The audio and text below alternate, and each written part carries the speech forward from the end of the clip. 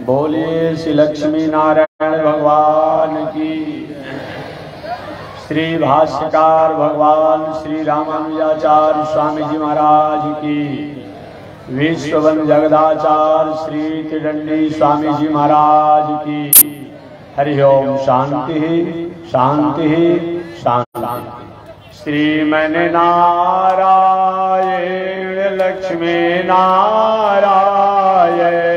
श्रीमन नारायण लक्ष्मी नारायण। श्रीमन नारायण नारायण नारायण। श्रीमन नारायण नारायण नारायण।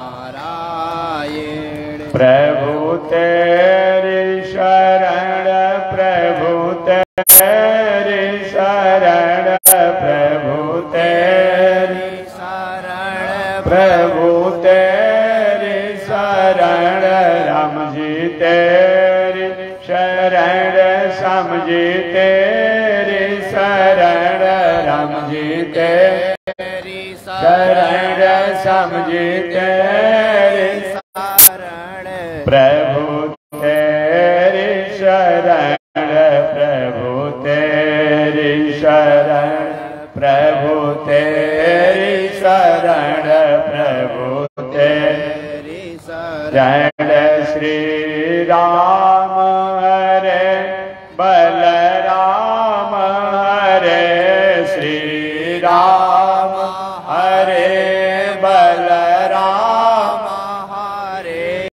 बलराम हरे बलभद्र हरे।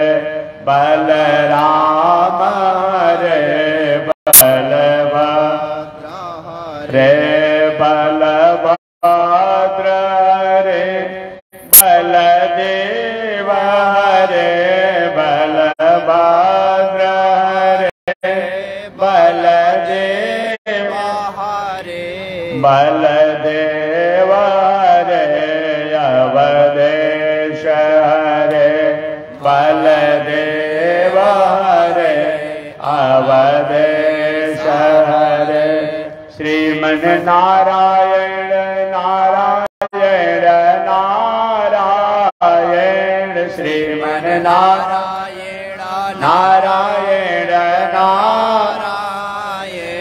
लक्ष्मी नारायण नारायण नारायण। लक्ष्मी नारायण नारायण नारायण। श्रीमन नारायण नारायण नारायण। श्रीमन नारायण नारायण नारायण। बोलिए श्री लक्ष्मी नारायण भगवान की। श्री भाष्यकार भगवान श्री रामानुजाचार्य स्वामी जी महाराज की। श्री प्रतिवाद वेंकटाचार्य स्वामी जी महाराज की। अनंताचार्य श्री गादी स्वामी जी महाराज की। परमाचार्य श्री रामकृष्णाचार्य स्वामी जी महाराज की। विश्ववन जगदाचार्य श्री त्रिदंडी स्वामी जी महाराज की। हरि ओम। शांति शांति शांति।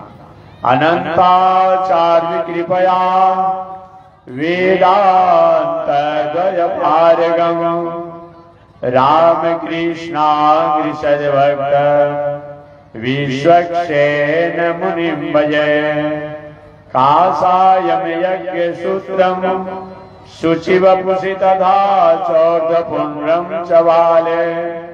यस्यास्ते दक्षहस्ते कलिकुमतिगिरि पात्रं पवित्र।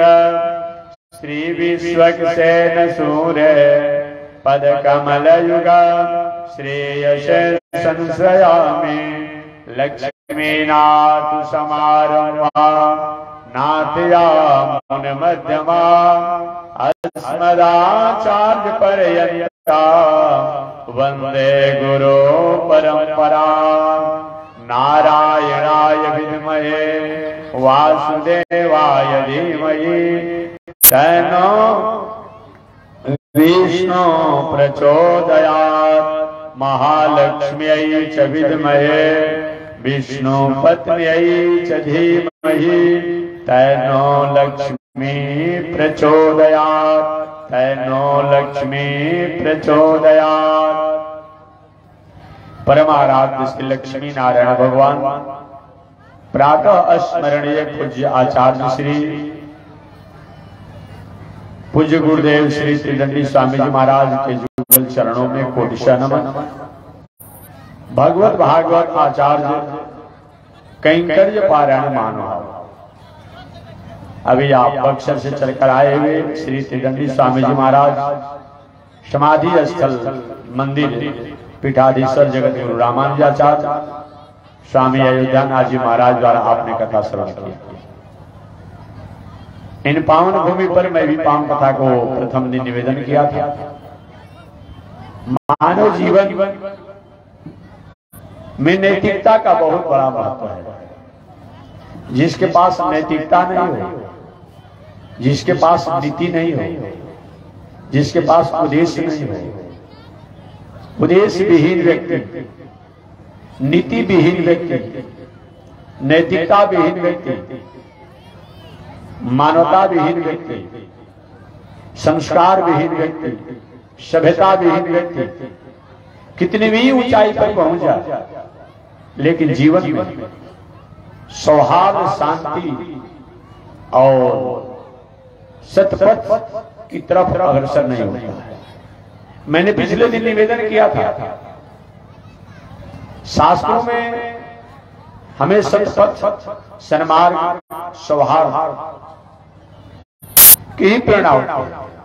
चाहे वह किसी राक्षसों की कथा क्यों न सुनाया जाए, चाहे किसी देवताओं की कथा क्यों न सुनाई जाए, चाहे भगवान के अवतार की कथा क्यों न सुनाई जाए, सबकी कहने का तात्पर्य यही है कि किसी भी तरीका से संसार के भटके हुए प्राणी जो अपने मार्गों से भटके हैं उनको अच्छे मार्गों पर लगाना। चाहे इतिहास सुनाकर अच्छे मार्गों पर लगाया जाए, या पुराण को सुनाकर लगाया जाए, या कोई जग करके लगाया जाए, या गंगा इत्यादि पवित्र नदियों की महिमा महात्मा को बता करके, लेकिन सबका तात्पर्य यही है। जैसे छोटा बालक है, नटखट बालक है, पढ़ने में मन नहीं लगाता है, सागर बुद्धि तो है उसकी, लेकिन नटखट स्वभाव का है। जब पढ़ने का मौका होता है तो कहीं अपने अपने मित्रों के साथ घूमने लगता है, भटकने लगता है, खेलने लगता है। अभिभावक क्या करते हैं, गार्जियन क्या करते हैं, पढ़ाना है, उसके प्रति स्नेह है, थोड़ा कभी कभी तो थोड़ा कड़े भी हो जाते हैं। फिर मन में उद्देश्य है कि मेरा पुत्र संस्कारी हो, शिक्षित हो, अपने द्वारा खर्च करके कुछ धन को ट्यूटर के पास ले जाता है, शिक्षक के पास ले जाता है। शिक्षक के पास यही बालक गया, अब शिक्षक भी विचार कैसे इसको पढ़ाया जाए। वो क्या किया, उसको ज्ञान कराना है आकाश के बारे में, ज्ञान कराना है पृथ्वी के बारे में, ज्ञान कराना है रस के बारे में, लेकिन कैसे कराया जाए। तो ट्यूटर ने क्या किया, उसके सामने एक कड़ा रख दिया लोहे को या प्लास्टिक का, और क्या इस कड़ा को देख रहे हैं, हाँ देख रहे हैं, ठीक है, मन भी लगा उसको, उस कड़ा को उलट दिया उसने, और क्या इसको देख रहे हैं, देख रहे हैं। इसी वेर में पुणे एक स्टैंड पर इस कड़ा को उलट करके खड़ा कर दिया, उलट करके और तब उसको रख दिया। इसको देख रहे हैं, एक कैसा लग रहा है, एक गुरुदेव तो छतरी जैसा लग रहा है, छाता जैसा लग रहा है। तो बस ऐसे ही अपने आप आकाश है। कितना सहज ज्ञान हो गया। और आकाश को वेदांत और उपनिषद द्वारा समझाते समझाते गुरुदेव परेशान हो जाते, लेकिन छोटे बच्चा अपने आप आकाश को महत्व नहीं समझ पाता, आकाश का परिचय नहीं जानता। यही बात है, वेद में, उपनिषद में, योग में, साधना में बहुत ऊंचाई तक बात कीजिए और दिमाग में बात बैठे रहिए। क्या समझाने का मतलब होता है, वो बालक कितनी सहजता से समझ गया आकाश तत्वों को, ठीक उसी प्रकार से पृथ्वी गोला है। अब गोला है, कैसा गोला है बालक समझ नहीं पाता। एक कंदुक दे दिया गया उसको, फुटबॉल दे दिया गया, और गुरुदेव ने कहा कि इस कंदुक को देख रहा है, देख रहे हैं, एक जैसा गोला है उसी प्रकार से पृथ्वी अपने आप में गोला है, ठीक है। उसके बाद उस फुटबॉल को भी स्टेज पर खड़ा कर दिया और खड़ा करने के बाद उसको धीरे से हल्का अपने आप में एक आधार देकर के फुटबॉल को नचाया उस स्टैंड पर। क्या कि ठीक इसी प्रकार से पृथ्वी घूमती रहती है। कितना सहज में समझ गया बालक को। ऐसे समझाते समझाते परेशान हो जाते कि यहाँ से वहां पृथ्वी घूमती है, वहां से वहां जाती है, वहां से वहां जाती है, यही समझाना। तो जो इतिहास पुराण यज्ञ है, पूजा है, पाठ है, यज्ञ है, दान है, तीर्थ है, व्रत है, सत्संग है, सबका तात्पर्य यही है कि मनुष्य प्राणी किसी प्रकार से कहीं भटका हो, समझ में नहीं आता हो, जिसको मन करे जग करे, अच्छी बात है, पूजा करे, गंगा स्नान करे, तीर्थ करे, व्रत करे, दान करे, समाज की सेवा करे, किसी भी तरीका से परमात्मा से संबंध जोड़ने के लिए ही ये दुनिया में जो भी अपने आप में मानव का उपक्रम बताया गया है, मानव के लिए जो अनेक प्रकार के कार्य बताए गए हैं, सबका तात्पर्य यही है कि किसी भी प्रकार से प्राणी उन परमात्मा से अपने कर्मों से संबंध जुड़ करके तब अपने जीवन को आगे बढ़ावे। यही बात है। कहने का समझाने का तरीका अलग हो सकता है। जैसे तीसरा उदाहरण देकर आगे बढ़ जाओ। कारीगर द्वारा चीनी के और दूध के अनेक प्रकार से मिष्ठान बनाता है कारीगर, नाम अलग अलग रख देता है, अनेक प्रकार से नाम रखे जाते हैं, लेकिन सही में क्या है? जल है, चीनी है और दूध का ही अपने आप में छेना हो, खोआ हो, अलग प्रकार से, लेकिन नाम अलग अलग हो गया। ठीक उसी प्रकार से चीनी का कहीं बाघ बना दिया जाता है, कहीं सिंह बना दिया जाता है, कहीं हाथी बना दिया जाता है, कहीं घोड़ा बना दिया जाता है। एक बार एक संत महात्मा एक गांव के गलियों से गुजर रहे थे। कुछ ही दूर आगे बढ़े होंगे कि अचानक एक घर से आवाज सुनाई पड़ी। वो बच्चे आपस में टकरार कर रहे थे, झगड़ा कर रहे थे, मैं तुम्हारा हाथी खा जाऊंगा। महात्मा भी हैरान हो गए। आज तो भोजन खाने वाले को हमने सुना है, अब बहुत जो उपद्रवकारी है वो बकरा तक भी खा जाते हैं, इन्हें करेंगे। लेकिन कैसा है बालक है कि हाथी तो भी खाने की क्षमता रखता है। महात्मा जी आश्चर्य में हो गए कि लोगों को बकरा मुर्गा खाने की बात सुनी जाती है कि बकरा कोई खा जाता है, कोई मुर्गा खा जाता है, कोई सुअर खा जाता है, लेकिन ये बालक कितना साहसी है भाई कि हाथी भी खाने की क्षमता रखता है। तो दूसरा सुनो, तुम मेरा हाथी खा जाओगे तो मैं तुम्हारा घोड़ा भी खा जाऊंगा। महात्मा और हैरान हुए भाई, अभी तो हाथी की बात हो रही थी, घोड़ा खाने की बात कर रहा। तीसरा नहीं, तुम्हारा घोड़ा खा जाओगे तो मैं तुम्हारा ऊंट खा जाऊंगा। महात्मा जी परेशान हो गए, भाई कुछ जानना पड़ेगा। एक तक घर में हाथी को रखा नहीं जा सकता, छोटा द्वार है, ये हाथी उसी में है, घोड़ा उसी में है, ऊंट उसी में है, अपने आप में ये क्या मतलब होता है? आज ही महात्मा जी घर में जब गए तो देखे कि सही में हाथी तो था, घोड़ा भी था, ऊंट भी था, गाय भी, सब थे, लेकिन सब चीनी की बनाया हुई मिठाई था। अभी शायद कल मकर संक्रांति है ना जी, कल मकर संक्रांति है। कल मकर संक्रांति को देखेंगे जो भी दुकानदार होंगे, कोई हाथी, घोड़ा, सूगा सब कुछ चीनी का बनाएंगे, लेकिन वो हाथी है, वो घोड़ा है, सब कुछ है। हाथी के मुंह पर डालने पर, खाने पर मिठाई लगेगा, घोड़ा के जो भी हो, सबका तात्पर्य यही है कि भगवान से, सत्कर्म से, परमात्मा से हमारा संबंध जुड़ा रहे अपने आप में। इसी के लिए ये यज्ञ है, दान है, तीर्थ है, प्रवचन है, कथा है, सब होते रहते हैं और होना ही चाहिए अपने आप में। तो मैं निवेदन करना चाह रहा था कि मानव की पहचान, मानव अपने उद्देश्य और लक्ष्यों से अगर हट जाता है तो मनुष्य की कोई मतलब नहीं होता है, क्योंकि मनुष्य और पशु में बहुत अंतर नहीं। इन्हीं 5 प्रसंगों को सुनाने के लिए भागवत कथा होती है, रामायण कथा होती है, अनेक प्रकार के वेद शास्त्र उपनिषद को हम सुनते हैं, पढ़ते हैं, जानते हैं। यहाँ पर मैं 2-4 शब्दों को निवेदन करूंगा श्रीमद् भागवत महापुराण के 11वें स्कंध के माध्यम से। महर्षि वेदव्यास महाराज आज से 6000 वर्ष पहले इस धराधाम पर, इस पृथ्वी पर महर्षि पराशर जी की कृपा से देवताओं की पुत्री जिसका नाम सत्यवती है, जो कभी किसी काल में योजन गंधा के नाम से जानी गई, कभी मत्स्य गंधा के नाम से जानी गई, वस्तुतः वह सत्यवती चेदिराज वसु देवता की पुत्री हैं। जैसे 12 आदित्य होते हैं, 12 रुद्र होते हैं, उसी प्रकार 8 वसु देवता होते हैं, 49 मरुत देवता होते हैं, 49 अग्नि देवता होते हैं। ठीक उसी प्रकार से 8 वसु देवता होते हैं। उन 8 वसु देवताओं में एक वसु देवता का नाम चेदिराज।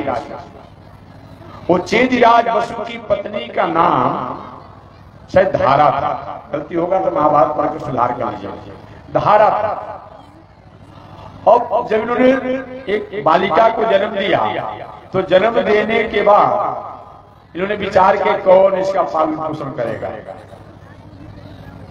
और उन्होंने क्या किया, फेंक दिया जलाशय में, समुद्र में फेंक दिया।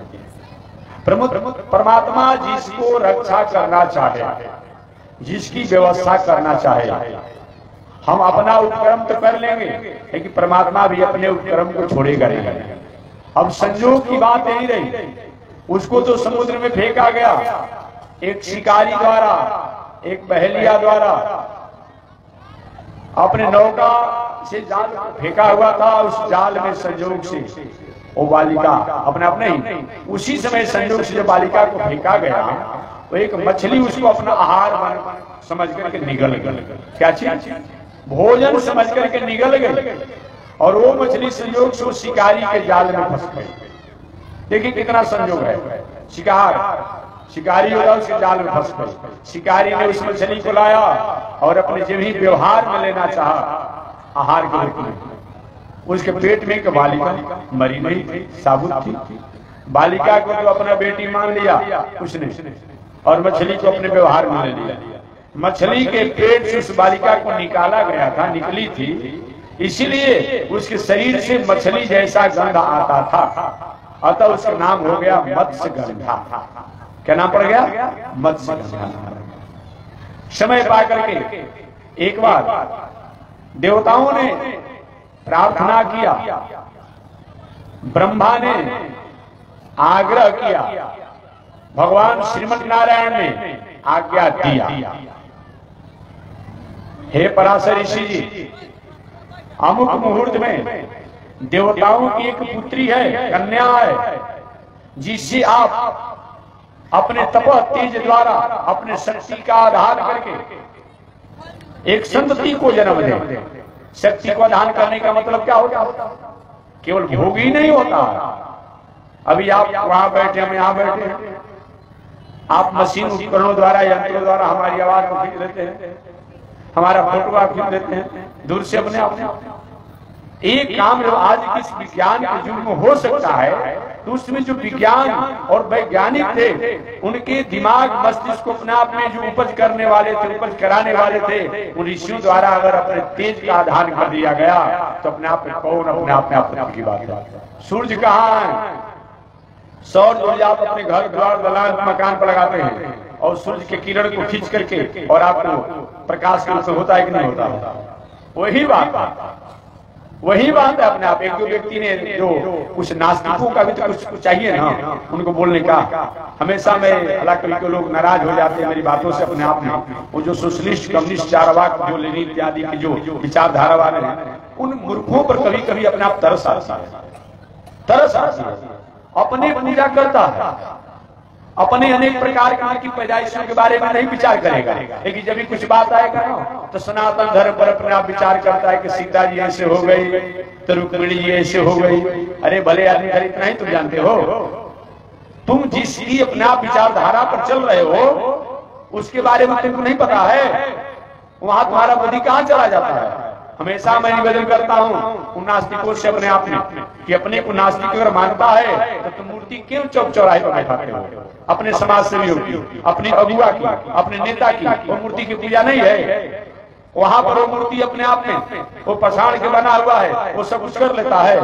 यहाँ कहीं मंदिर में कोई पूजा करने जाता है तो कहता है कि भला मूर्ति खाती है क्या, मूर्ति सुनती है क्या, मूर्ति सोती है क्या, मूर्ति बोलती है क्या, कहता है लोग। कभी कभी देखेंगे नास्तिकों से आपको भेंट हो जाएगा तो यही बात कहेगा, यही उनका प्रश्न होता है। लेकिन पूछना चाहिए कि भाई ये प्रश्न जो है क्या यही लागू होगा? ये प्रश्न जो तुम करते हो वो क्या यही सनातन धर्म की ही वैदिक परंपरा में लागू होगा कि और जो करता है वहां लागू होगा? बौद्ध दर्शन में अपने आप में गौतम बुद्ध का मूर्ति बैठा हुआ है, वहां तुम्हारा प्रश्न नहीं होगा? तुम काहे नहीं करते हो? वहां की मूर्ति सब कर लेती है। जैन दर्शन में हो सकता है, ईसाई दर्शन में हो सकता है।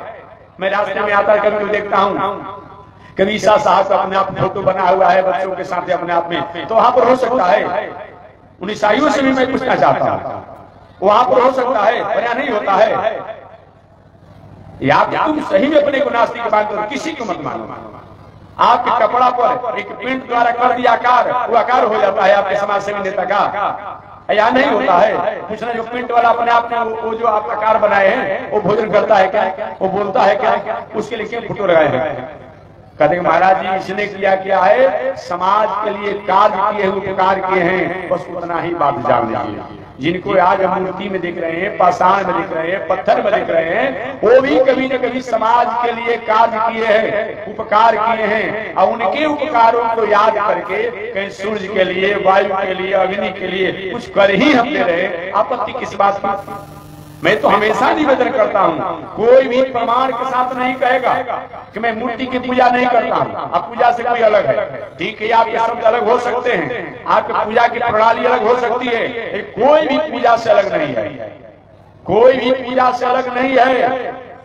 और प्रमाण के रूप में सब आप लोग देखते होंगे, सुनते हो, कहीं कहने की आवश्यकता नहीं है, कोई भी अलग नहीं है। कोई चबूतरा की पूजा करता है, कोई तारा की पूजा करता है, कोई दूध के चंद्रमा की पूजा करता है, कोई 776 का अपना पर मान लेता है। क्या मानते हो? हमारे यहाँ तो सबको माना जाता है। हम तो सभी को अक्षर से लेकर हर वर्ण को हम परमात्मा का स्वरूप मानते हैं, हर अक्षर को परमात्मा का हम स्वरूप मानते हैं, हर प्राणी को परमात्मा का हम स्वरूप मानते हैं। लेकिन तुम जो कहते हो हर प्रकृति को मैं परमात्मा का स्वरूप मानता हूँ, और हमारे यहाँ तो पहाड़ों को पूजा जाता है, हमारे यहाँ जल को भी पूजा जाता है, हमारे यहाँ वृक्षों को भी पूजा जाता है, हमारे यहाँ पशुओं को भी पूजा जाता है, हमारे यहाँ तो सर्पों को भी पूजा जाता है। नागपंचमी को पूजा आप नहीं करते हैं, हाथी की पूजा आप नहीं करते हैं, हमारे तो चूहा को भी पूजा जाता है जी, इतना नुकसान पहुंचाते रहता है, अपने आप घर में कपड़ा काट देता है, अन्न काट देता है, उसको भी लोग पूजा करते हैं। अरे भाई, जो गणेश जी की पूजा करने वाला है वो चूहा की पूजा नहीं करता है। हम तो सबकी पूजा करते हैं भाई, हमारे यहाँ तो भेद है ही नहीं। कि मैंने माना है, हमारा भारतीय दर्शन है, हमारा वैदिक दर्शन है कि जो दुनिया में जो कुछ भी है उस सबको निर्माण करने वाला परमात्मा है, वो भगवान है, वह ईश्वर है, वह गौर है, वह इसलिए हम सबको मानते हैं। कोई विवाद का मतलब ही नहीं होता है, कहीं विवाद का कोई जगह ही नहीं अपने आप में। इसलिए मैं निवेदन करना चाह रहा था कि चाहे कथा हो, पूजा हो, पाठ हो, यज्ञ हो, दान हो, तीर्थ हो, व्रत हो, किसी द्वारा प्राणी अपने मार्गों से, अपने स्वरूप से भटक गए हो, उनको मुकाम पर लाना ही इस सही माने में इस सभी सत्कर्म का उद्देश्य है। सभी सत्कर्म का यही मतलब होता है। लेकिन हमारे जीवन में जब तक से अपने आप में हम अपने स्वरूप को समझ नहीं पाते हैं, ये सब करने के बाद भी हमारे करने का कोई मतलब नहीं होता है, कोई औचित्य नहीं होता है। इन पावन प्रसंगों को एक समय श्रीमद् भागवत महापुराण के 11वें स्कंद के माध्यम से भगवान श्री कृष्ण अपनी सुधर्मा नाम की सभा में बैठे थे, अपने परिवार के लोगों को संबोधित करते हुए राष्ट्र को उपदेश दे रहे थे। और राष्ट्र को उपदेश देते हुए उन्होंने कहा कि हे मानवाओं, मानव जीवन में अगर किसी की भटकने की या भटकाव आने की संभावना होती है तो उसके जीवन में धन हो जाए, बल हो जाए, पद हो जाए, ऐश्वर्य वैभव रूप हो जाए, और उसका उपयोग अगर विवेक से नहीं करता है तो निश्चित रूप में अपने आप में क्या है कि मानव को भटकने से कोई रोक नहीं सकता। और ऐसे मानव के विवेक के भटकाव के मुख्य कारण बताया गया है कि 5 दुर्गुण, जिसमें शराब की नशा, वेश्यावृत्ति की नशा, जुआखोरी की नशा, हिंसा की नशा और कोर्ट कचहरी का दुर्व्यसन। इन 5 दुर्गुण हमारे जीवन में न आए, इसके लिए हमें 7 सूत्रों को जीवन में उतारना पड़ता है। आसन भी पवित्र होना, मन वाणी से किसी की अहित की भावना नहीं होना, जित आसन हो, जित श्वास हो, जित क्रोध हो, अकारण और कारण किसी पर अपने आप में क्रोध नहीं करना, लेकिन क्रोध अगर नहीं किया जाएगा तो सारे समाज में उथल पुथल हो जाएंगे। इसलिए क्रोध तो होना ही चाहिए। क्रोध ही पर सृष्टि टिकी हुई है। सृष्टि का जब प्रारंभ भगवान श्रीमन नारायण किया गया, सब ब्रह्मा जी जब करने लगे तो थोड़ा सा मन में उत्तेजना आई, आवेश आया, तभी सृष्टि का विस्तार हुआ। तभी सृष्टि का विस्तार हुआ अपने आप में। अगर क्रोध न हो, आवेश न हो, अपने आप में अनुशासन न हो, शासन न हो, तो समाज में किसी कोई बात सुनेगा ही नहीं, कोई मानेगा ही नहीं। इसका मतलब आज बेटी, बहन, माता, पुत्री इत्यादि की जो मर्यादा है, किसके ख्याल है? अनुशासन न हो, शासन न हो, क्या अपने आप में लोग अपने को रक्षा कर पाएंगे, रक्षित हो पाएंगे? नहीं हो पाएंगे। इस अनुशासन तो होना ही चाहिए, शासन तो होना ही चाहिए, क्योंकि अनुशासन और शासन नहीं रहेगा तो राष्ट्र हो, समाज हो, व्यक्ति हो, उसको पतन होने से कोई रोक नहीं सकता है। यदि खल दंड करहु नहीं तोरा तो भ्रष्ट हो इसमें मार्ग। इसलिए होना चाहिए, लेकिन अकारण नहीं। अकारण का मतलब कि अपने फायदा दूसरे को नुकसान पहुंचाने के लिए अनुशासन और शासन नहीं होना चाहिए। इस शासन और अनुशासन से समाज का, राष्ट्र का कहीं हित होता हो, वहां तो अपने आप अनुशासन और शासन होने ही चाहिए। परिवार के लोग कहीं गलत मार्ग में भटक रहे हो, वहां अनुशासन कीजिए, शासन कीजिए, अच्छी बात है, अच्छी बात है। लेकिन दूसरे कहीं खेत खलिहान दखल कर रहे हो और कहीं वहां कोई आपको समझा रहा है, उसमें नाराज हो जा रहे हैं, ये तो क्रोध नहीं करना चाहिए, नहीं करना चाहिए। इसलिए सभी क्रोध नरक का द्वार नहीं है, क्योंकि भगवान स्वयं कहते हैं कि शास्त्रानुसार क्रोध जो तो मैं ही हूं, शास्त्रानुसार काम जो तो मैं ही हूं, शास्त्रानुसार लोभ जो है तो मैं ही हूं। आपने खेती किया और खेती में आपने कामना की, हे भगवान हमने 5,000 रुपया को सिर्फ खेती में, धान में और रबी फसल में खर्चा किया है, कहीं 20,000 का लाभांश हो जाता तो अच्छा होता, 2-4,000 कर दे। ये लोग होना ही चाहिए, ये नरक का द्वार नहीं है। और इन साल देखिए अपने आप में जो लोगों ने धान की खेती किया वो अपने आप में सोना काट रहे हैं, चांदी काट रहे हैं, अपने आनंद ले रहे हैं। आज जो लोग सोचे क्या होगा क्या नहीं होगा, तो पछता रहे हैं। तो लाभ की बात सुननी चाहिए। सभी लोग जो है नरक का द्वार नहीं है, क्या जानेगा। हम खेती करते हैं, व्यापार करते हैं, नौकरी करते हैं, अध्ययन करते हैं, अध्यापन करते हैं, ये लोभ और लाभ नहीं करते हैं, करना ही चाहिए। लेकिन इस लोभ में अपने तो फायदा हो और दूसरे को नुकसान पहुंचा दिया जाए, ऐसा लोभ नहीं होना चाहिए। और धान बेचना हो, गेहूं बेचना हो, उसमें डांटी और बालू और मुश्किल मिला के बेच देते हैं। चलो अपने आप में जो था अपना लेने वाला उसको मैंने चूना लगा दिया। चूना क्या लगाएंगे, ये चूना क्या लगाना, ऐसा नहीं होना चाहिए। लोभ और लाभ होना चाहिए, बिना लोभ और लाभ का दुनिया में कोई काम नहीं होगा अपने आप में। इसलिए सभी को काम का मतलब अगर वैवाहिक मर्यादा को संभाल करके, स्वीकार करके और वैवाहिक मर्यादा द्वारा पत्नी की मर्यादा से रह करके आगे सृष्टि का विस्तार किया जाए, ये तो होना ही चाहिए। लेकिन अपने आप में कहीं भटकाव द्वारा हम जीवन भटकना चाहते हैं, ये तो भाई अपने आप नरक का द्वार है, नरक का द्वार है। भगवान श्री कृष्ण अपनी सुधर्मा नाम की सभा में अपने परिवार के लोगों को उपदेश दे रहे थे और कहेंगे हे मानवाओं, जीवन में 7 वो सूत्र और आ जाए तो जीवन मंगलमय हो जाता है। आसन पवित्र हो जाए, मन वाणी से किसी की यही भावना न हो, क्रोध पर भी संयम होना चाहिए, जितासन हो, जित श्वास हो, जित क्रोध हो। इंद्रियों पर भी संयम होना चाहिए, जितासन हो, जित श्वास हो, जित क्रोध हो, जितेंद्रिय। भोजन भी पवित्र होना चाहिए, व्यवहार भी पवित्र होना चाहिए, असंगत भी पवित्र होना चाहिए, सहवास। ये 7 को जीवन में अगर पवित्र हो तो जीवन में विषम परिस्थितियां आएगी, रोका नहीं जा सकता।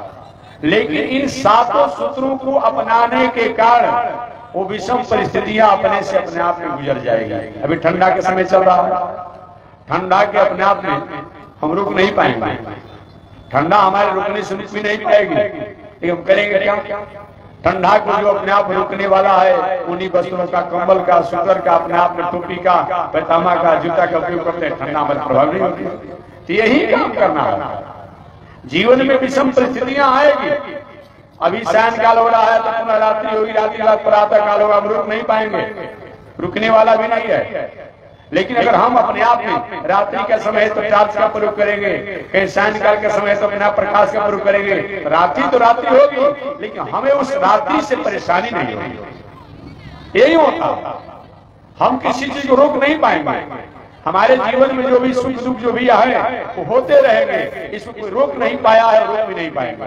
कल या परसों मैंने बताया बेटा कि हमारे धर्मराज युधिष्ठिर ने नारद जी से पूछा था, कल नहीं परसों दिन मैंने बताया था, धर्मराज युधिष्ठिर ने नारद जी से पूछा था, महाराज मेरे जीवन में भी जितना कष्ट समस्या आया उतना वाला जीवन और किसी को आया होगा? तो नारद जी महाराज ने भगवान श्री राम का चरित्र सुना दिया। हे युधिष्ठिर जी, आपके जीवन में क्या है?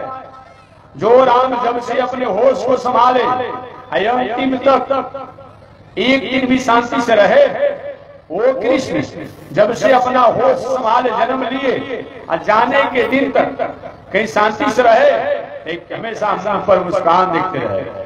हमेशा उनका मुखमंडल जो भगवान श्री कृष्ण का मुखमंडल पर मुस्कान था, कभी उदासी नहीं देखी गई, क्योंकि यही महापुरुषों का लक्षण होता है। विपत्ति धैर्य मथा अभ्युदय क्षमा षड शिवाक पटुता युधि विक्रम। कितना भी आपत्ति विपत्ति संकट समस्या जीवन में आ जाए, लेकिन धैर्य को छोड़ता नहीं है। विपत्ति धैर्य मथा क्षमा, धन जन वैभव ऐश्वर्य बढ़ता है तो सहज हो जाता है, साधारण हो जाता है। जितना ऐश्वर्य कीर्ति वैभव बढ़ता है इतना सहज और साधारण हो जाता है कि परखने वाले व्यक्ति कभी कभी भ्रम में फंस जाते हैं। कितना बड़ा आदमी हो सकता है क्या? नहीं, कभी कभी भ्रम हो जाता है। ये महापुरुषों का लक्षण है। विपत्ति धैर्य मथा अभ्युदय क्षमा षड सेवाक पटुता। वाणी जो होना चाहिए महापुरुषों का, समाज को सौहार्द और शांति पहुंचाने वाला होना चाहिए, समन्वय करने वाला होना चाहिए। जीवन में कोई समाज में किसी प्रकार के टकराव न हो, और कहीं आपके समझाने से कहीं अगर टकराव और समन्वय हो जा रहा, टकराव हो और समाप्त हो रहा हो, समन्वय हो रहा हो, ऐसा होना चाहिए। षड शिवाक पटुता युधि विक्रम। और कोई भी अच्छा काम संकल्प ले ले उससे पीछे नहीं हटे। प्रकृति सिद्ध मिदम ही महात्मन। ये स्वभाव से जिसमें पाया जाए, जिसमें हो, उसी को सज्जन पुरुष कहा जाता है, उसी को महापुरुष कहा जाता है। और नहीं हो ऐसा दिनचर्या को अपनाना चाहिए। ये बताया।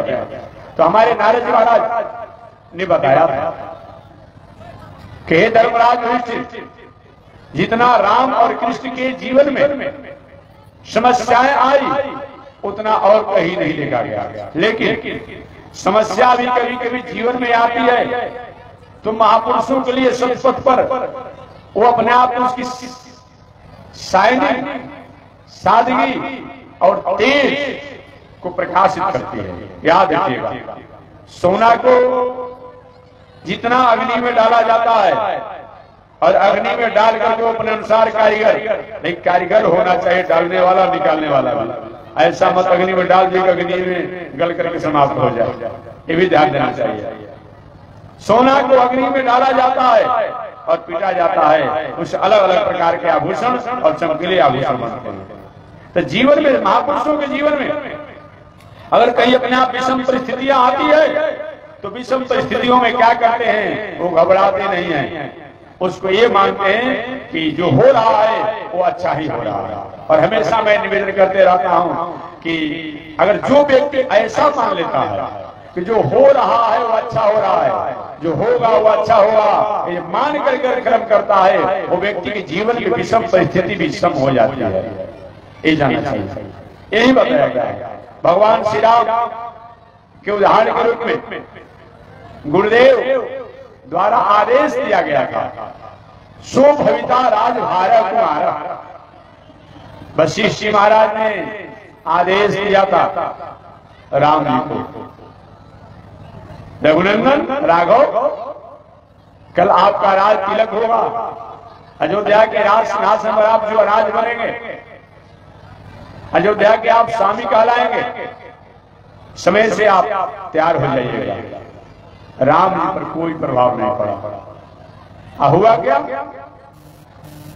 होना था जो राजा, हो गए वनवासी, प्रभाव नहीं पड़ा। यही महापुरुषों का लक्षण होता है।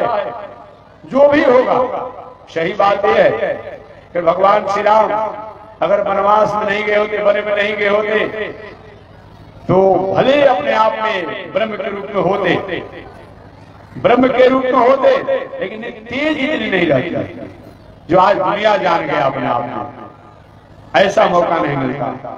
इसलिए जीवन में कहीं किसी प्रकार की विषम परिस्थितियां आती हो तो मानना चाहिए कि परमात्मा शायद हमारी परीक्षा लेकर के हमको और कहीं आगे अग्रसर कर रहे हैं। ये जान करके जीवन में बताया गया है कि अपने आप में हमेशा एक धीरता को धारण करना चाहिए, धीरता को धारण करना चाहिए।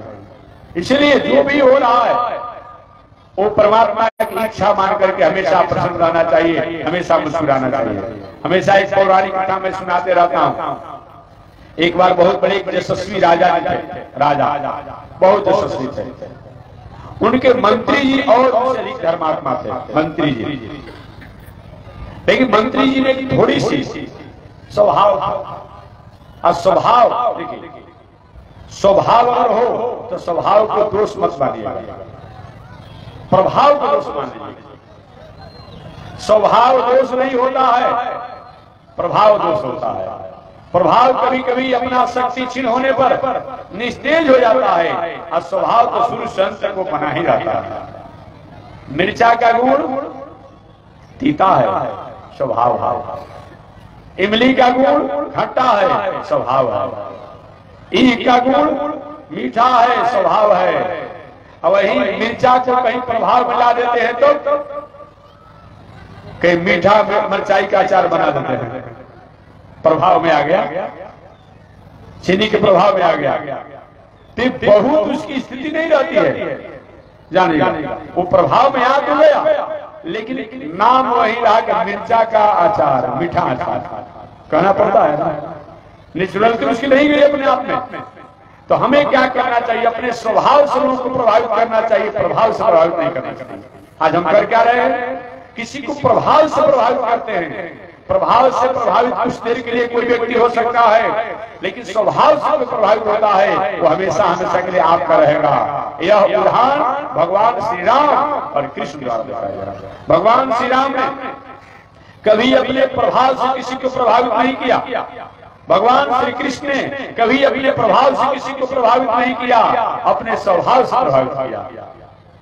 जंगल में दो तीन उदाहरण में रामायण का लेकर तो भागवत का भी उदाहरण देते हैं। भगवान श्री राम जी भी अपने आप में विश्वामित्र बाबा के साथ बक्सर में आए। बक्सर में आने के बाद विश्वामित्र बाबा जबकि जानते भी हैं, वो भी तत्वदर्शी हैं कि ये साक्षात परमात्मा है, लेकिन विश्वामित्र बाबा अपने प्रभाव में थोड़ी सी राम को स्वभाव से थोड़ा सा अपने आप में इधर उधर करना चाहे। भगवान श्री राम जब गुरु जी मांगे लिए हैं तो चाहे गुरुदेव जी प्रभाव में व स्वभाव में जो करेंगे ठीक ही है। विश्वामित्र बाबा ने क्या किया? भूख प्यास न लगे उसके लिए एक विद्या बताई। अब समझिए, जिस विद्या के प्रणेता, जिनके द्वारा सारी विद्याएं प्रकट होती है, ओम चंद्रमा मनसो जाता चक्षो सूर्यो अजायत श्रोत्राद वायु से प्राण संखाद अजायत, सारे वेद शास्त्र सारा दुनिया का ज्ञान इन ब्रह्म परमात्मा द्वारा प्रकट हुआ है। अब ऐसे ब्रह्म वैसे परमात्मा राम के रूप में जब हुए हैं तो भगवान श्री राम से गुरु जी अपना प्रभाव दिखाना चाहते हैं तो हम अपना स्वभाव नहीं छोड़ेंगे। गुरु जी अपने प्रभाव से प्रभावित करना चाहते हैं अपने सीढ़ी द्वारा, तो हम भी अपने स्वभाव में ही रहेंगे, हम बदलेंगे नहीं। असहजता से अब ये नहीं कि भगवान श्री राम ने अपना प्रभाव देखा, गुरु जी हमको जो विद्या आप सिखाने जा रहे हैं ये तो हमारे द्वारा अपना प्रकट किया हुआ विद्या आप सीखे हुए हैं ना, जो आप इतना बड़े बने हुए हैं। नहीं कहे, नहीं कहे। भगवान श्री राम अपने स्वभाव में रहे और गुरुदेव द्वारा विद्या को सीख लिया। जिससे भूख प्यास न हो लगे, आगे बढ़े। अब जिनके भृत्य विलास के प्रलय होने से सारा दुनिया अपने आप में समाप्त हो जाती है, लय हो जाती है।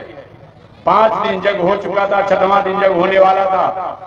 मारी स्वाहू तारका ये सभी अपने आप में जग को विघ्न पहुंचाने के लिए आए। विश्वामित्र बाबा ने कहा, हे रघुनंदन, हे राघव, देखिए यही राक्षस जो मुझे कभी जग पूरा नहीं होने देते हैं।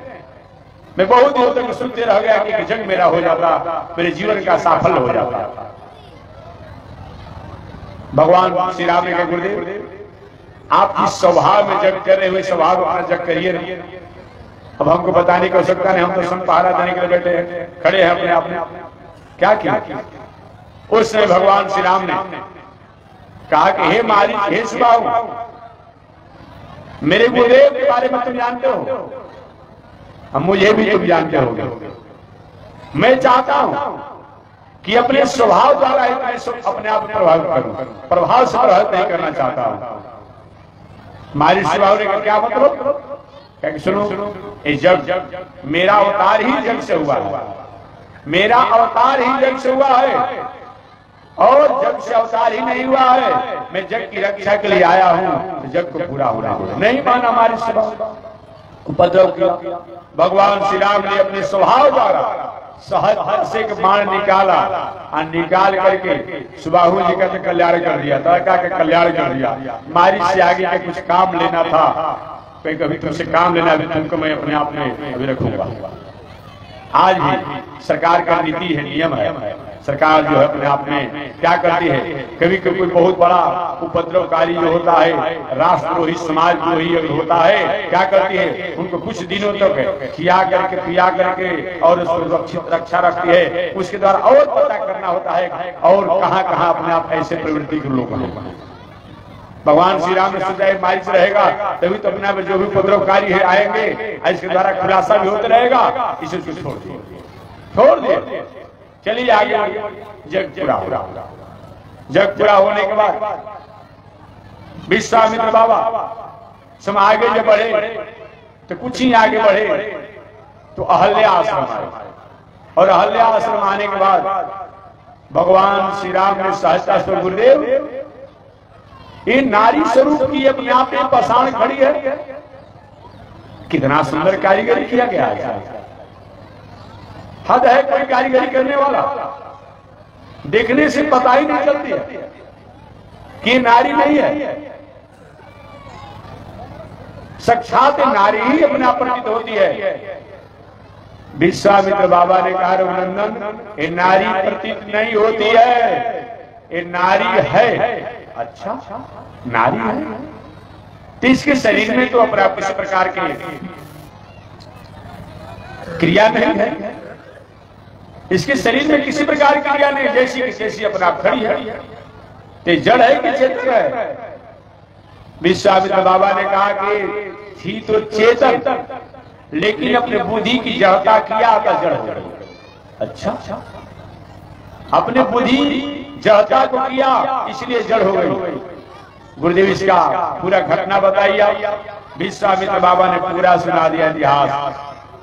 रघुनंदन ये दूसरा कोई नहीं है, आपके जो ससुर है विदेहराज जनक। विदेहराज जनक जी जो हैं, उन जनक जी के पुरोहिती करने वाले जो सतानंद जी हैं, उन सतानंद जी के वंशज जो गौतम ऋषि है, वो गौतम ऋषि की एक पत्नी अहल्या। अच्छा, ये अहल्या जी है? हाँ, ऋषि पत्नी अहल्या है। महाराज ये पाषाण के रूप में विश्वामित्र ने पूरी घटना बता दिया। महाभारत में भी, अन्य शास्त्रों में मैं भी संक्षिप्त निवेदन करूंगा। विश्वामित्र बाबा ने कहा कि एक बार ब्रह्मा जी जब सृष्टि कर रहे थे, और सृष्टि करते समय ब्रह्मा जी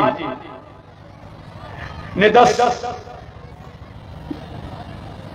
ऋषियों की सृष्टि किया, मरीचि, अत्रि इत्यादि, और सृष्टि करते करते ऋषि को, कर्दम ऋषि को ही प्रकट किया।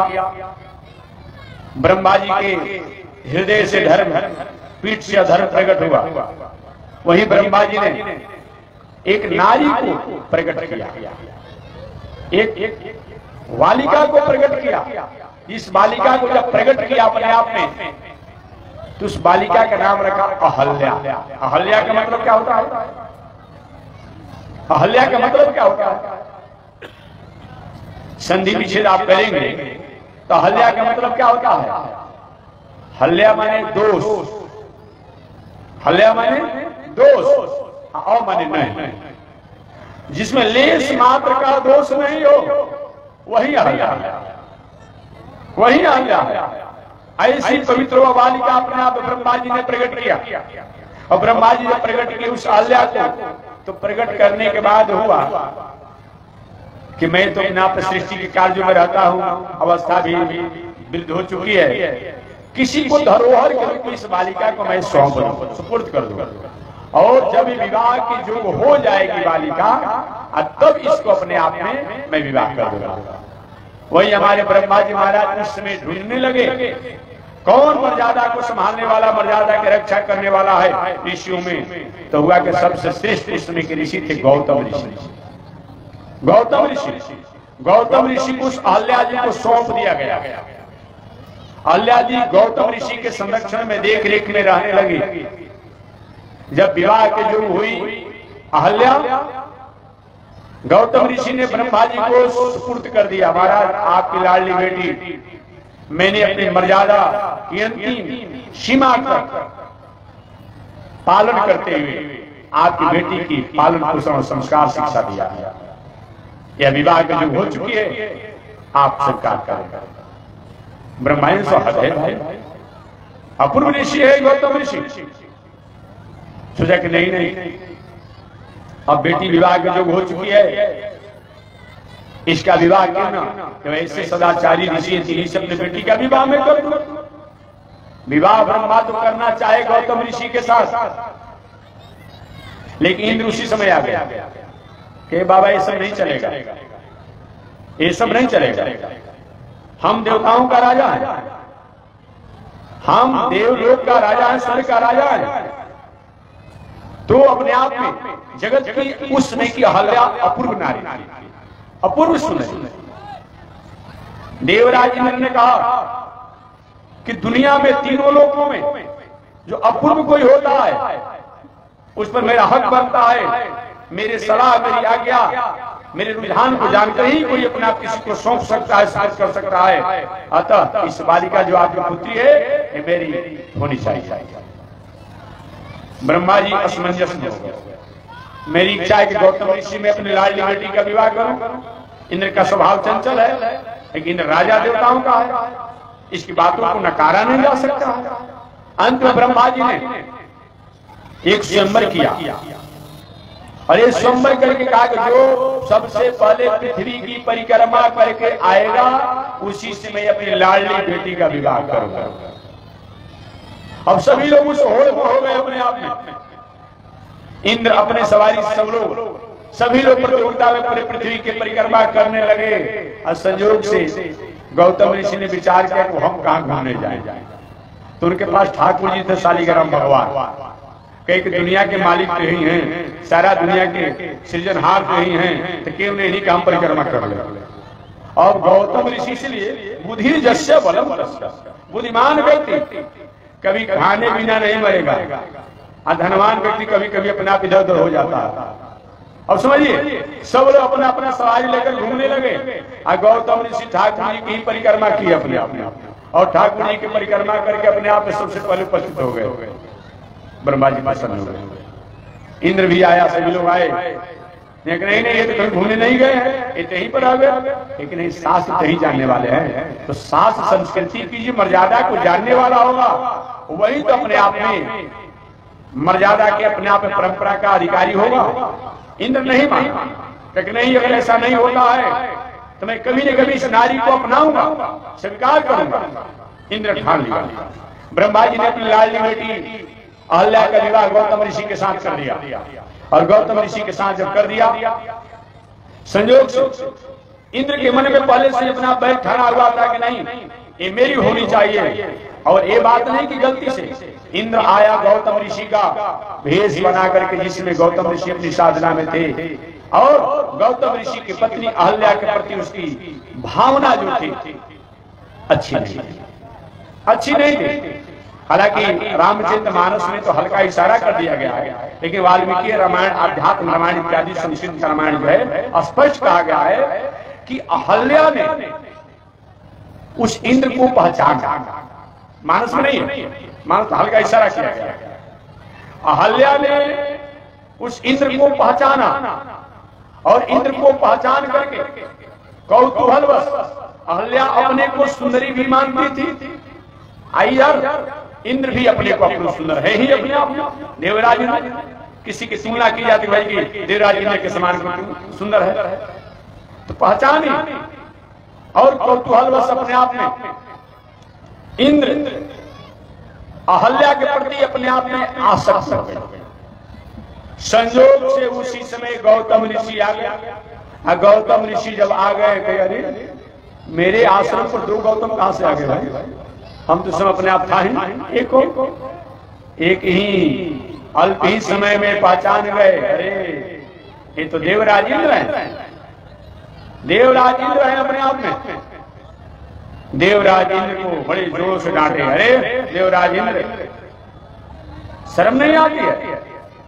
धर्म की गति पर बैठे हो और धर्म को अपने आप में बहास करना चाहते हो, संस्कृति को उथल पुथल करना चाहते हो। जाओ, तुम्हारे शरीर में 1000 छेद हो जाए, 1000 छेद हो जाए। वही गौतम ऋषि के साप के कारण इंद्र के शरीर में 1000 छेद हो गए। और अहल्या जी को भी श्राप दिए, तुम बताओ मेरी पत्नी होकर के तुम्हारी बुद्धि जड़ हो गई, जहता आ गई, तो जाओ तुमको मैं श्राप देता हूं, तुम जड़ हो जाओ। वही अपने आप में वह जड़ प्रसार हो गई। इन घटना को हमारे विश्वामित्र बाबा ने राम जी को समझाया, सुनाया। सुनाने के बाद भगवान श्री राम से विश्वामित्र बाबा ने कहा कि बहुत दिनों तक इस तरह गलती तो हुआ, लेकिन अब इसको प्रायश्चित कर दिया जाए, मार्जन कर दिया जाए, कृपा कर दिया जाए। भगवान श्री राम ने गुरु जी आप ही क्यों नहीं कर देते हैं? दूसरा इंद्र लोग बनाने के पास आपकी शक्ति है, आप ही कृपा कर दीजिए। विश्वामित्र बाबा ने कहा रघुनंदन मेरी कहां शक्ति है, मैं जीवन भर भटकते रहा। अब पूरा विश्वामित्र बाबा अपने इतिहास सुना दिए। मैंने थोड़ी सी अपनी अहंकार, अपने ईश्वर के लिए मैंने वशिष्ठ ऋषि के सैकड़ों पुत्रों को मार डाला। मेरे पास क्षमता कहां, मेरे पास क्षमता कहां? इतना ही नहीं, मैं जब तपस्या की साधना में था, बार बार कभी मैंने कहा तिलोत्तमा इत्यादि अप्सराओं द्वारा मैं भ्रमित हो गया, भटक गया। मेरी वो योग्यता नहीं है, मैं इस योग्यता का अधिकारी नहीं हूं, आप कृपा कर दीजिए। गुरुदेव की आज्ञा हुई। भगवान श्री राम ने अपना प्रभाव नहीं दिखाया, अपना स्वभाव दिखाया। यही मेरी सावधान, आप प्रभाव मत दिखाइए, अपने स्वभाव द्वारा लोगों को प्रभावित करिए। लेकिन आज प्रभाव द्वारा हम प्रभावित करना चाहते हैं, ये अच्छी बात नहीं है। प्रभाव से प्रभावित कुछ समय के लिए किया जा सकता है, और स्वभाव से स्वाभाविक जो होता है प्रभावित होता है, स्वभाव से प्रभावित होता है वो हमेशा हमेशा के लिए होता है। यही हमें निवेदन करना है। वही हमारे भगवान श्री राम विश्वामित्र बाबा की आज्ञा से क्या किए? गुरुदेव कैसे इनका उद्धार होगा, कैसे इनका उद्धार होगा? विश्वामित्र बाबा ने कहा कि आपके चरण से। तो गुरुदेव क्या बात करते हैं, ये ऋषि पत्नी है, इनको मैं अपना चरण का स्पर्श करूं? विश्वामित्र बाबा ने कहा जैसा रोग हो वैसा उपचार करना पड़ता है। पहले के देहात में देखे होंगे अपने आप में, कुछ ऐश्वर्य के जन्म का कुछ कारण रहस्य होता है कि कहीं किसी को अपने आप में कौड़ी छवा जाए, कहीं इधर उधर हो जाता है ना, बोझ हो जाता है, क्या कहते हैं, जो कि कभी कभी हो जाता है लोग। तो कोई अपने चाहे वो बाबा हो, चाचा हो, जो हो, लेकिन जब से अंगूठा सा पैरों से नहीं दबाता, लोग कहते हैं कि ठीक नहीं होता। तो जैसा जो अपने आप में हो उसके अनुसार समाधान करना चाहिए कि नहीं नहीं इसी के पात्र है, ऐसा ही आपको करना पड़ेगा। गुरुदेव की आज्ञा को मान करके भगवान श्री राम ने चाहते तो उसी समय अपने आप में भगवत तत्वों का दर्शन करा करके और कराते हैं, नहीं गुरुदेव की आज्ञा है तो जे भी गुरुदेव ने आज्ञा दिया कि रघुनंदन राघव आप अपने शरण द्वारा इसका उद्धार करें। हमारे भगवान श्री राम ने क्या किया, गुरुदेव की आज्ञा से जे ही अपने आप में शरण को उठाया, अहल्या की पर कृपा करने के लिए अचानक भगवान श्री राम के स्वभाव ही अपने आप में अहल्या जी के लिए बहुत हो गया और भगवान श्री राम का चरण का धूल जो है वह अहल्या की पसार पर पड़ी, वो नारी हो गई, नारी हो गई और वह स्तुति करने लगी, मैं नारी अपावन है जय पावन, हे प्रभु मैं नारी अपावन हूं, अर्थात स्वभाव रूप में अपने आप में अहल्या माता ने कहा मैं स्वभाव रूप में अपने आप नारी अपावन हूं, अहें जग पावन, आप प्रभु पावन हैं। और मुझे साप जो दी ना, मेरे पति ने मुझको साप नहीं दिया, मुनि साप जो दी ना अति भल की ना, साप नहीं दिए हैं, वो तो कृपा किए हैं। बड़े बड़े साधक लोग बहुत दिनों तक साधना आराधना करके जो आप झांकी प्राप्त करते हैं वो आप सब दर्शन दे रहे हैं, ये साप है कि कृपा है। मुनि साप जो दीन अति भल की ना, ऐसा भगवान श्री राम को प्रणाम करके और सब अपने आप में अपने पति के लोक में चली गई। तो मैं निवेदन करना चाह रहा था, भगवान श्री राम कभी भी अपने प्रभाव नहीं दिखाना चाहे, अपने स्वभाव से अपने आप को प्रभावित करना चाहे। इसलिए मानव जीवन में हमें शास्त्रों के द्वारा बताया गया है कि हमें अपने स्वभाव द्वारा प्रभावित करना ही ये मानव का श्रेष्ठ है। भगवान श्री कृष्ण ने कहा है महानुभाव, जीवन में अगर हमारे पास 7 सूत्र होता है और उन 7 सूत्रों द्वारा अगर हम सही माने में 7 सूत्रों द्वारा जीवन में जीने की कला को सीखते हैं तो हमारा जीवन उज्जवल हो जाता है। वो 7 सूत्र कौन है जो मैंने बताया, जीत आसनो, अपना बैठक बाजी पवित्र होना चाहिए, जीत आसनो, जीत श्वासो, किसी की अकाल अहित की भावना नहीं हो, जीत आसनो, जीत श्वासो, जीत क्रोध हो, अकाल किसी के अपने लाभ लोग के लिए किसी पर ईर्ष्या उसे नहीं करना, जीतासनो, जीत श्वासो, जीत क्रोध हो, जितेंद्रिय, इंद्री को संयम होना। ठीक है, इंद्री भटकना चाहती हो भटकेगी ही, विकार से बना हुआ हमारा आपका शरीर है तो विकार की तरफ जाएगा ही, भटकेगा ही, लेकिन भटकने से इसे रोकना है। यही तो मानव की पहचान है। क्षिति जल पाव गगन समीरा पंच रचिते अधम शरीरा, ये 5 तत्व तो विकार वाले हैं, परिवर्तनशील है, नश्वर है। तो निश्चित रूप में जब नश्वर से बना हुआ हमारा आपका शरीर है तो कहीं न कहीं अपने तरफ तो खींचेगा ही, अपने तरफ जाएगा ही। जल को कितना भी आप ऊपर चढ़ाते हैं यंत्रों द्वारा उपकरणों द्वारा, लेकिन जब ही जल को मौका मिलता है वो नीचे की तरफ आना ही चाहता है। ठीक उसी प्रकार से जब विकार से हमारा आपका पैदाइश हुआ है, जब जन्म हुआ है तो स्वाभाविक है कि अपने आप में भटकाव की तरफ हमारा दिल, हमारा दिमाग, हमारा मन, हमारी बुद्धि, हमारी इंद्रियां जाना चाहेगी। लेकिन सदगुरु और सदशास्त्र के द्वारा अपने आप में इसको हम सुरक्षित रखें, यही बताया गया। जितासनो, जित श्वासो, जित क्रोधो, जितेंद्रिय, जित आहारो, भोजन भी अपने आप में पवित्र रखें, क्योंकि भोजन का बहुत बड़ा महत्व होता है। व्यवहारिक बहुत लोग प्याज लहसुन खाने का अभ्यास होगा कि नहीं होगा? होगा, बहुत तो होगा। देखेंगे अगर प्याज या लहसुन कोई खाया होगा या मूली खाया होगा, देखेंगे, अनुभव करेंगे। जब भी डकार आता है अपने आप में, देखिए कैसा अपने आप उपद्रवकारी आ रहा है। प्याज लहसुन का उसे कैसा डकार आता है, अद्भुत वायु आता है, कैसा आता है अपने आप में। तो जैसा खाएंगे वैसे न डकार आएगा। अब वहीं कहीं सुंदर अपना गाय की घी का अगर कहीं मालपुआ खाए हो तो डकार आता है, कैसा आता है, कितना सुंदर मधुर आता है अपने आप। देख लीजिएगा अनुभव करके, ये तो प्रैक्टिकल की बात है, अपने अपने घर की बात है। कहीं गलत चीज खा करके डकार करेंगे तो वही आता है, अगर शुद्ध खा करके तो आहार का बहुत बड़ा महत्व होता है, आहार का बहुत बड़ा महत्व होता है। इसलिए भोजन पवित्र होना चाहिए और आहार व्यवहार भी केवल आहार से काम नहीं चलेगा, व्यवहार भी हमारा समाज में पवित्र होना चाहिए। ये नहीं कि 500 रुपए खर्चा करते हैं अपने आप में, सरकार द्वारा समाज द्वारा 5,000 रुपए अपने आप चुने लगा के ले लेते हैं, बहुत बड़ा समाज सेवी बने हैं। ऐसा मत कीजिए आप लोग। हाँ, नाराज मत होगा अपने आप में। कोई अपने आप नहीं, पंचायत का काम मिल गया अपने आप में, कोई समाज के लोगों ने चुन दिया, अब आपने 500 रुपए खर्चा किया, 5,000 रुपए कम ना कर। नहीं नहीं, ऐसा मत कीजिए। बहुत अगर आप थोड़ा चाहते हैं तो जितना पड़े दाम काम पर काम कर लीजिए। 500 रुपया खर्चा किया है तो 500 रुपया भाई अपना मुनाफा ले लीजिए, अब बाकी 45 रुपया जो है वो समाज में लगा दीजिए। हो क्या रहा है, 500 रुपया अपने आप में लगाया, क्या कर रहा है लोग, आप 55 रुपया अपने आप ले लिया, 500 रुपया आप घाटा ही लगा दे रहा है कहीं कहीं से करके। नहीं नहीं, ऐसा चलेगा नहीं भाई, बात समझ लीजिएगा। स्वदत्तांबा परदत्तांबा ब्रह्मप्रीति हरे प्रिय खष्टी वर्ष सहस्त्राणी विष्टायाम जायते कृमि। अपना दिया हुआ हो, दूसरे का दिया हुआ हो, जो सार्वजनिक पंचायती संपत्ति को हरण कर लेता है, पचा लेता है, गमन कर लेता है, खा जाता है, हड़प लेता है, नहीं बुझाएगा, लेकिन उसका कभी न कभी उसका असर आपके परिवार, आपके लोगों पर पड़ेगा और इसको कहना नहीं है, आपके सामने रहेगा, याद रखिएगा। इसलिए स्वदत्तांबा परदत्तांबा ब्रह्मप्रीति हरे तुजा खष्टी वर्ष सहस्त्राणी विष्टायाम जायते कृमि।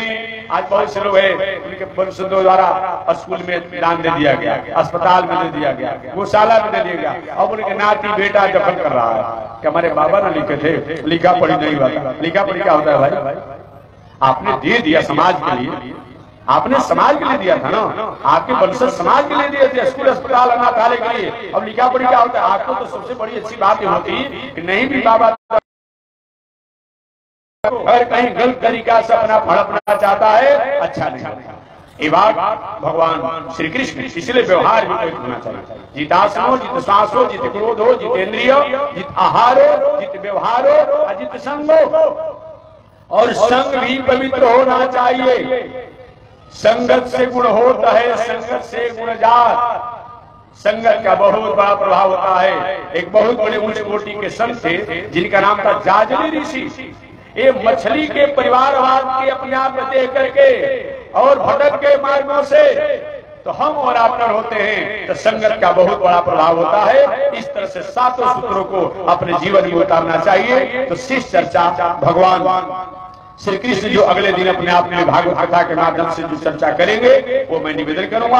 आज इसी के साथ बारी विराम। एक बार भगवान का नाम श्रीमन नारायण लक्ष्मी नारायण, श्रीमन नारायण लक्ष्मी नारायण, श्रीमन नारायण नारायण नारायण, श्रीमन नारायण नारायण नारायण। बोलिए श्री लक्ष्मी नारायण भगवान की, श्री भास्कर भगवान रामानुजाचार्य स्वामी जी महाराज की। हरि ओम। शांति है, शांति है, शांति।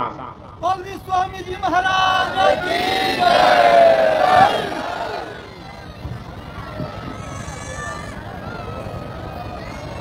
ओम चंद्रमा मनसो जात चक्षो सूर्यो अजायत श्रोत्राद्वायु सम्राट सुमुखाद निरजायत। श्री सते लक्ष्मी चबत्न्यावहो रात्रे पार्श्वे नक्षत्राणि रूपमस्मिनो व्यातम् ईश्वरी घाड़ा मयि घाड़ सर्वलोकं मयि घाड़ कासायं यज्ञसूत्रं शुचिवपुषि तथा चोर्धपुण्ड्रं च भाले यस्यास्ते दक्षहस्ते कलिकुमतिगिरीन्द्रेन्द्रवज्रं प्रदण्डं संसाराग्ने प्रशान्त्यै धृतजलममलं दारुपात्रं पवित्रं श्रीविश्वक्सेन सूरे पदकमलयुगं श्रेयसे संश्रयामि अमर्यादसूत्र चलमतिरसोयाभो कृतघ्नो दुरमानि स्मर परवसो वंचन पर निशंसा पापीश कथमामितो दुःखजलधे द्रपारादो त्रीडस् तव परिचरेयं शरणयो, तव परिचरेयं शरणयो। लक्ष्मी नारायण भगवान की, श्री भास्कर भगवान रामानुजाचार्य स्वामी जी महाराज की, विश्ववंद जगदाचार्य श्री दंडी स्वामी जी महाराज की। हरि ओम। शांति है, शांति है, शांति।